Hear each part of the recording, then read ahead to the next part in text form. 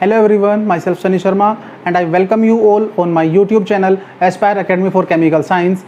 So in today's video we will discuss about the replacement nomenclature for heterocyclic compounds. In the previous videos we discussed Hansch-Widman nomenclature system for heterocyclic compounds, common name system for heterocyclic compounds. तो जो हमारी आज की video होगी उसमें हम nomenclature का third method का यूज करेंगे जिसका नाम है रिप्लेसमेंट नोमेनक्लेचर।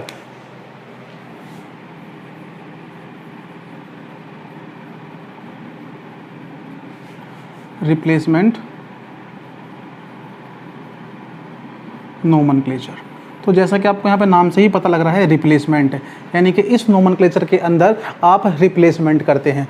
तो यहाँ पे आप दो टर्म का यूज़ करते हैं कॉमनली, एक हेटेरोसाइक्लिक और एक कार्बोसाइक्लिक। यानी कि जो कार्बोसाइक्लिक रिंग होंगी, पहली बात कि कार्बोसाइक्लिक रिंग है क्या, वो रिंग जिनके अंदर केवल कार्बन एटम ही प्रेजेंट होगा, जिन रिंग के अंदर रिंग एटम केवल कार्बन होगा, उनको हम बोलते हैं carbocyclic ring. For example benzene, benzene is a carbocyclic ring. For example cyclohexane, for example cyclopropane, for example cyclobutane, for example cyclopentane, for example cyclopentadiene। ठीक है ना। तो ये सब जो कंपाउंड्स होंगे, ये सब कंपाउंड्स सबके क्या होंगे, कार्बोसाइक्लिक कंपाउंड। इसके अलावा भी ये सब तो मोनोसाइक्लिक हैं। बाईसाइक्लिक के अंदर भी बात हो जाएगी। तो बाईसाइक्लिक के अंदर कौन कौन से हो जाएंगे, naphthalene, naphthalene, anthracene, phenanthrene, discuss करेंगे हम इनको आगे कौन कौन से आपके कार्बोसाइक्लिक कंपाउंड्स हैं।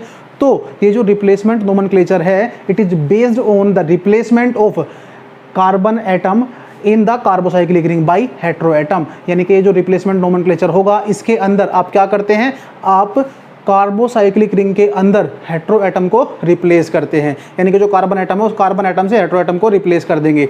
यानी कि तो यहाँ पे क्या पढ़ेंगे आप कि जब आप इसके नोमेनक्लेचर के अंदर पढ़ते हैं तो नोमेनक्लेचर के अंदर जो आपकी हेटेरोसाइक्लिक रिंग होगी, यानी कि जब आपने इस रिंग के अंदर से कार्बन एटम को रिप्लेस कर दिया वाया हेटेरो एटम, तो हेटेरो एटम आएगा। तो उसके लिए आप क्या करेंगे कि ये जो कंपाउंड्स आपके होंगे, इन कंपाउंड्स का आईयूपैक नेम का आप यूज़ करते हैं।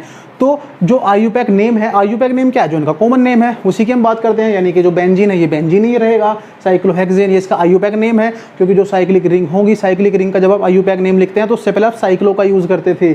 This is cyclopropane, this is cyclopentadiene, this is cyclopentane. यानी कि इस तरह से आप इन सब कंपाउंड्स के जो आईयूपैक नेम है उनका यूज़ करेंगे।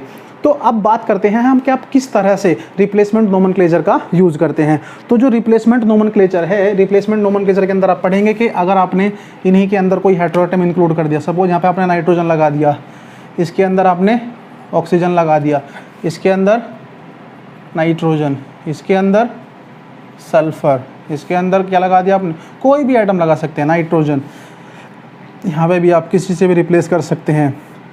फ्यूज रिंग को हम बाद में पढ़ेंगे, पहले हम जो डिस्कस करते हैं, पहले हम डिस्कस करेंगे केवल जो आपके मोनोसाइक्लिक कंपाउंड्स हैं। तो अभी ये आपको क्लियरली दिख रहा होगा यहाँ पे कि जो ये हेटेरोसाइक्लिक कंपाउंड हैं, इनके कोरोस्पोंडिंग कोई ना कोई कार्बोसाइक्लिक रिंग जरूर एग्जिस्ट करती है।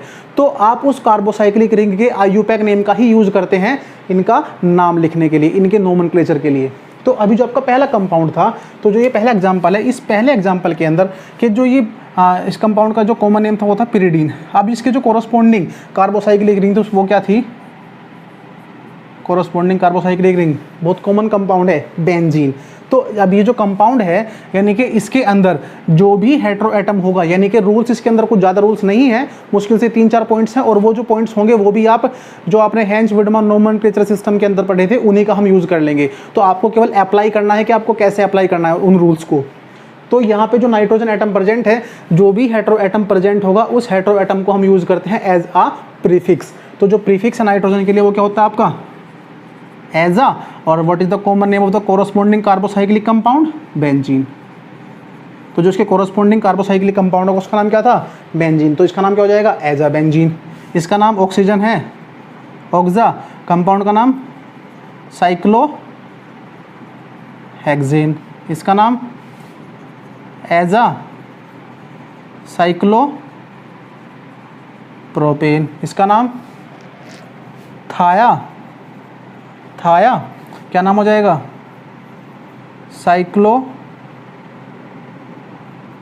साइक्लोपेंटा। नंबरिंग करते हैं तो 1 2 3 4 5 नंबरिंग क्यों करी? क्योंकि यहाँ पे डबल बॉन्ड प्रेजेंट है। डबल बॉन्ड के लिए, डबल बॉन्ड की पोजीशन बताने के लिए, तो 2 और 4, 2 4 डाइईन। इस कंपाउंड के लिए एज अ साइक्लोपेंटेन, इसके लिए एज अ ओक्सा साइक्लोब्यूटेन। तो इस तरह से आप जो हेट्रोसाइक्लिक कंपाउंड्स हैं, जो मोनोसाइक्लिक हेट्रोसाइक्लिक कंपाउंड होंगे, उनके लिए रिप्लेसमेंट नोमेनक्लेचर का यूज करेंगे। अभी क्योंकि जो मैंने आपको एग्जांपल बताए हैं, इन सभी एग्जांपल के अंदर केवल एक ही हेट्रोएटम प्रेजेंट था। तो जब एक हेट्रोएटम प्रेजेंट होता है तो नंबरिंग उसी हेट्रोएटम से हम स्टार्ट करते थे। बट अगर हेट्रोसाइक्लिक रिंग के अंदर, अगर जो आपके पास हेट्रोसाइक्लिक कंपाउंड उसके अंदर मोर देन 1 हेट्रोएटम्स प्रेजेंट होंगे, तो मोर देन 1 हेट्रोएटम के लिए क्या करेंगे? प्रेफरेंस रूल का यूज करते थे। आप प्रेफरेंस के अकॉर्डिंग नंबरिंग करते थे। और वो प्रेफरेंस क्या था आपका? जो प्रेफरेंस हमने डिस्कस किया था, ऑक्सीजन, सल्फर, सेलेनियम, नाइट्रोजन और इसके बाद फास्फोरस एंड आर्सेनिक। तो ये आपका प्रेफरेंशियल ऑर्डर था। इस ऑर्डर के अकॉर्डिंग आपने जो कंपाउंड्स थे उनकी नंबरिंग की थी। यानी कि अगर इस रिंग के अंदर मैं आपको कुछ एग्जांपल बता रहा हूं इसके।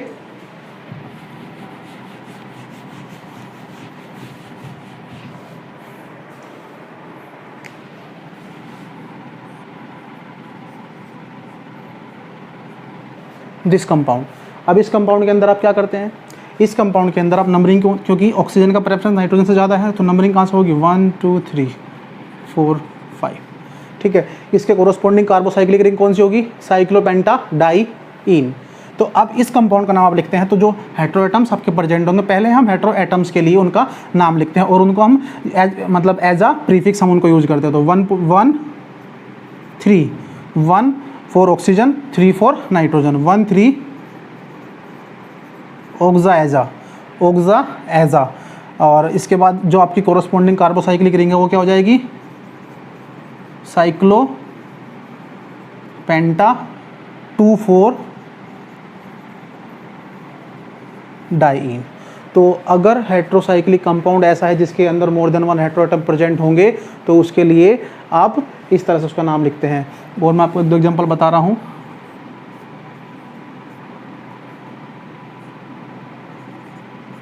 ठीक है ना, ये कंपाउंड। अभी ये जो आपका ये जो 6 मेंबर रिंग है, कंप्लीटली कॉन्जुगेटेड है, 3 डबल बॉन्ड इसके अंदर होंगे और 3 नाइट्रोजन एटम है। इसके कोरोस्पोंडिंग जो कार्बोसाइक्लिक है वो क्या होगी? बेंजीन। तो इसके अंदर आप क्या करेंगे? नंबरिंग 1 2 3 4 5 6। तो क्या करेंगे? 1 3 5 ट्राई एज अ बेंजीन। तो नेम क्या होगा इसका? 1 3 5 ट्राई एज अ बेंजीन।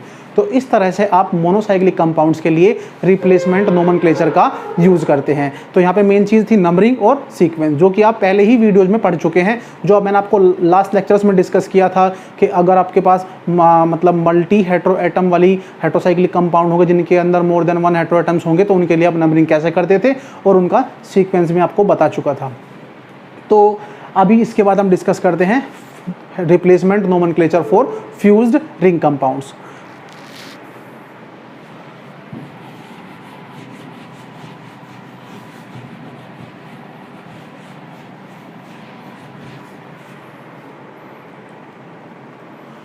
तो जो फ्यूज्ड रिंग कंपाउंड्स होंगे, फ्यूज्ड रिंग कंपाउंड से पहले मैं आपको बताना चाहूँगा कि ये जो रिप्लेसमेंट नोमेनक्लेचर है, इस रिप्लेसमेंट नोमेनक्लेचर का सबसे बड़ा एडवांटेज क्या है कि ये जो रिप्लेसमेंट नोमेनक्लेचर है इसको हम उस कंडीशन में भी यूज कर सकते हैं जब आपका हेंच वुडमन नोमेनक्लेचर सिस्टम फेल हो जाए। यानी कि ऐसी कंडीशन में जब आपका जो आपका हेंच HW सिस्टम है वो फेल हो जाएगा, तब भी आप इसको यूज कर सकते हैं। तो मतलब ये जो रूल है ना, ये आपका एवरग्रीन होगा। एवरग्रीन से मतलब किसी भी टाइप का कंपाउंड हो आपका,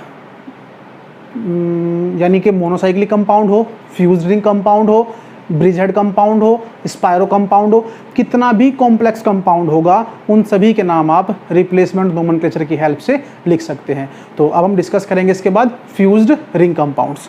तो फ्यूज्ड रिंग कंपाउंड्स के लिए हम जो बात कर रहे थे, फ्यूज्ड रिंग कंपाउंड्स के लिए हम जो हमारे पास 2 मेंबर्ड 2 फ्यूज्ड रिंग्स होंगी, 3 फ्यूज्ड रिंग्स होंगी। तो ये आपने नाम सुने होंगे नेफ्थलीन, एंथ्रासीन, फिनेंथ्रीन, यानी कि जो काफ़ी कॉमन कंपाउंड थे। अगर 2 बेंजीन रिंग आपस में अटैच होती हैं तो ये क्या था उसका नाम? नेफ्थलीन। अगर 3 बेंजीन रिंग कंबाइन होती थी तो इसका नाम क्या था, एंथ्रासीन। और अगर ये लीनियर फॉर्म में कंबाइन है तो एंथ्रासीन हो जाएगा, और अगर ये लीनियर फॉर्म में ना हो करके आपका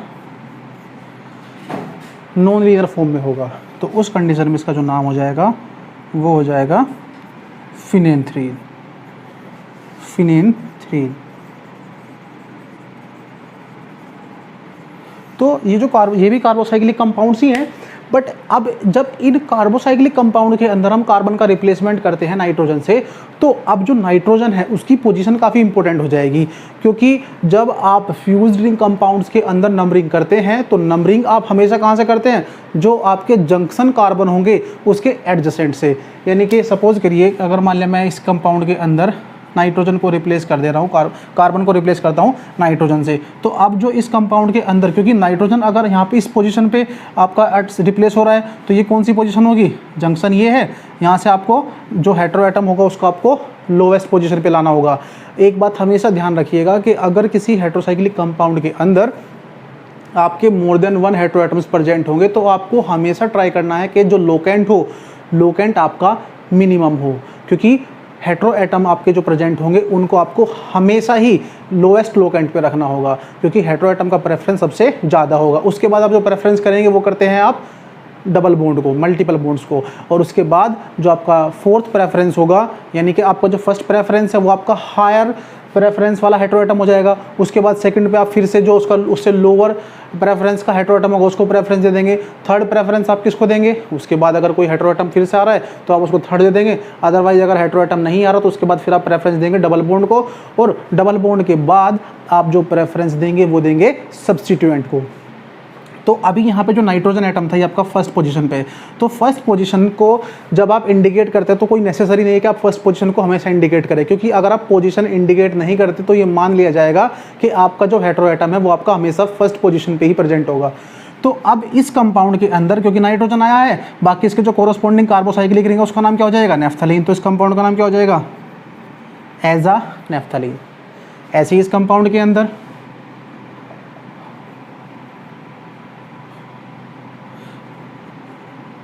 नाइट्रोजन अगर यहाँ पे आ रहा है तो इसका नाम क्या हो जाएगा, एजा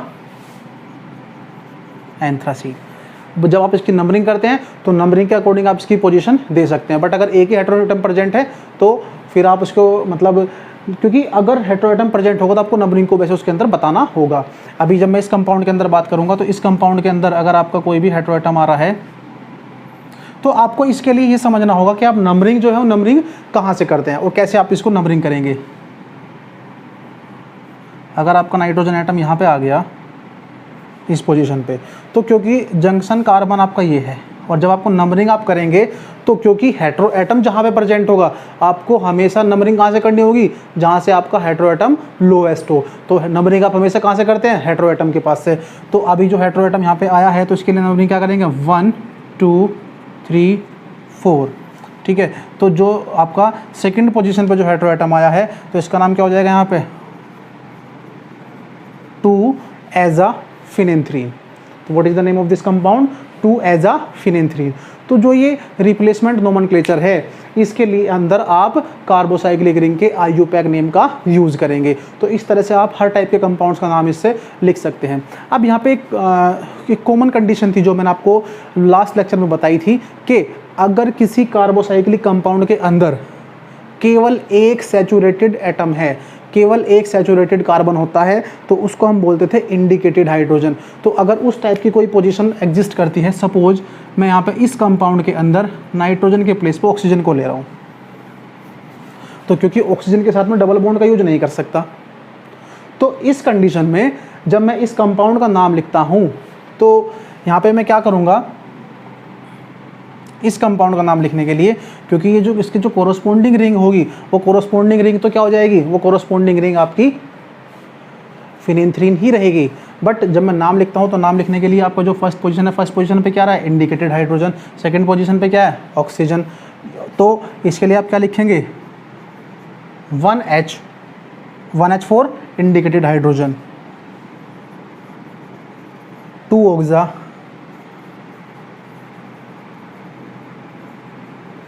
फिनेंथ्रीन। तो नाम क्या हो जाएगा इसका 1H2 ऑक्सा फिनेंथ्रीन। तो एक बात आप ध्यान रखेंगे कि अगर रिप्लेसमेंट नोमेनक्लेचर का यूज करते हैं तो रिप्लेसमेंट नोमेनक्लेचर के लिए आप, जब मैंने आपको बताया था कि अगर 2 या 4 या फिर 6 आपके सैचुरेटेड कार्बन है या पूरी रिंग आपकी सैचुरेटेड है, तो आप उस सैचुरेटेड रिंग के लिए डाईहाइड्रो, टेट्राहाइड्रो, हेक्साहाइड्रो यूज आप नहीं करते। उसके लिए फिर आप रिंग को सैचुरेटेड की तरह ही कंसीडर करेंगे, यानी कि जो उसके कोरोस्पोंडिंग कार्बोसाइक्लिक सैचुरेटेड रिंग होगी उसी का नाम आप लिखते हैं, ठीक है ना। तो इस बात का भी आप ध्यान रखेंगे। मैं आपको एक बहुत इंपॉर्टेंट कंपाउंड बता रहा हूँ।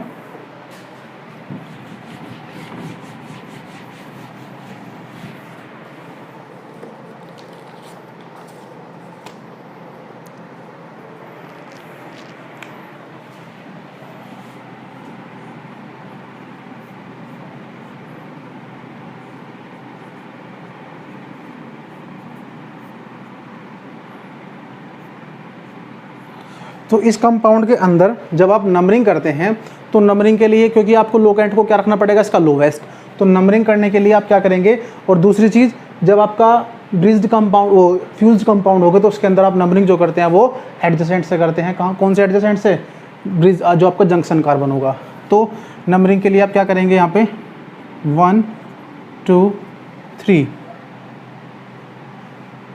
1 2 3, इसके अलावा 4 5 6 7, ठीक है।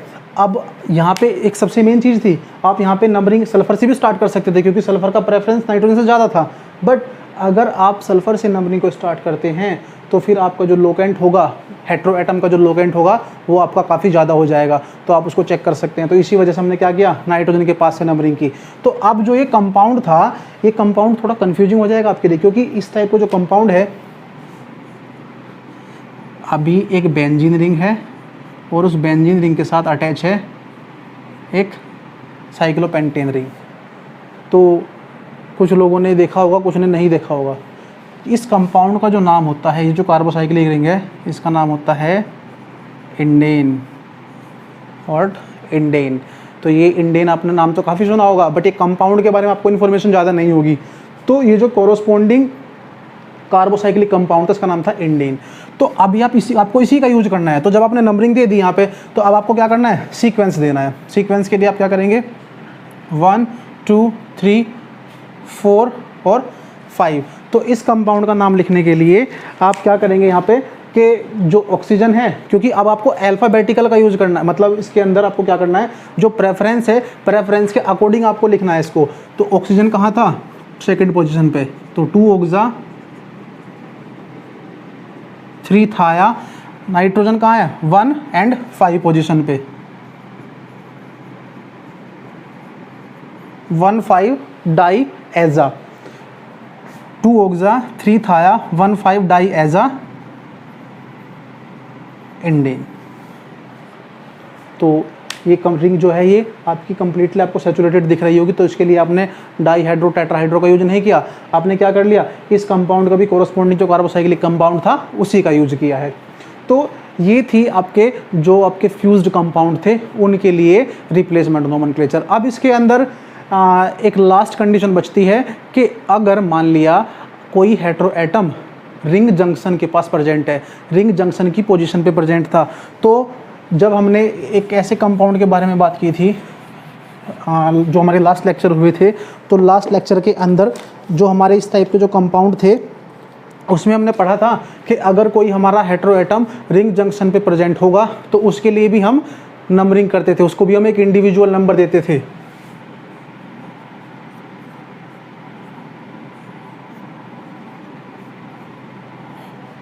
दिस कंपाउंड, तो ये एग्जांपल है। तो इसके अंदर आप क्या करते हैं, क्योंकि जब आपके पास 2 फ्यूज्ड रिंग हैं तो इसके अंदर आप नंबरिंग देंगे किससे, ऑक्सीजन से, 1 2 3।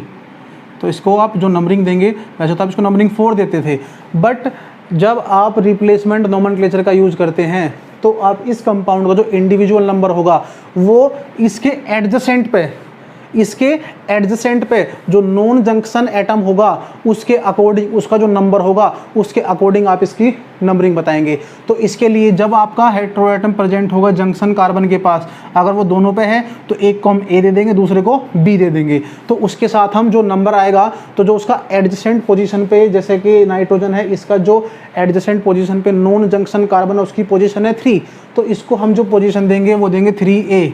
अगर इधर होगा तो उसको हम देंगे उसके जो एडजेसेंट पे यानी कि जो नंबरिंग के अकॉर्डिंग उसके पास नंबर आ रहा है उसके अकॉर्डिंग, उससे यानी कि उससे पहले वाला नंबर होगा उसके अकॉर्डिंग हम उसको दे देंगे नंबर, और उसी के साथ हम कोई अल्फ़ाबेट यानी कि जो सीक्वेंसेस हमने सबसे पहले यूज किया तो वो ए आ जाएगा, उसके बाद बी आ जाएगा, उसके बाद 3 आ जाएगा। यानी कि जितने भी आपके हेटेरो एटम्स जंक्शन पे प्रेजेंट होंगे उसके सीक्वेंस में आप उसको अल्फ़ाबेटिकली नंबर दे, मतलब ABC के अकॉर्डिंग उसको आपको इंडिकेट कर देंगे।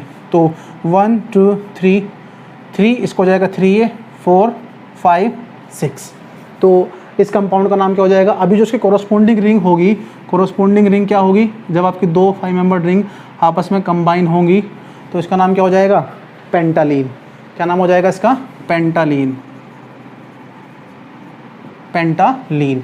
अब इसके अंदर अगर मैं बात करता हूँ डबल बॉन्ड की, तो इसके अंदर जो डबल बॉन्ड आपके आएंगे, एक इधर, एक इधर, एक इधर और एक इधर, तो इस तरह से आपके इसके अंदर डबल बॉन्ड आ जाएंगे।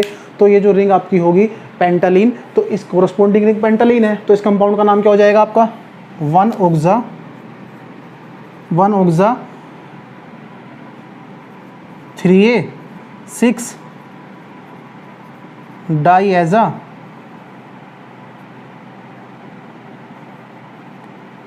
पेंटालीन। तो इस तरह से आप जो आपके हेटेरो एटम अगर रिंग जंक्शन पे प्रेजेंट होगा तो उन कंपाउंड्स का भी नाम आप लिख सकते हैं। तो ये था रिप्लेसमेंट नोमेनक्लेचर। तो इसके बाद अभी हम बात करते हैं जो हमारे इसके जो नेक्स्ट वीडियो आएंगी उसके अंदर हम बात करेंगे ब्रिज्ड कंपाउंड की, स्पायरो कंपाउंड्स की। तो अब रिप्लेसमेंट नोमेनक्लेचर से भी आप हेटेरोसाइक्लिक कंपाउंड्स का नाम लिख सकते हैं। तो आज की वीडियो में इतना ही। Thank you.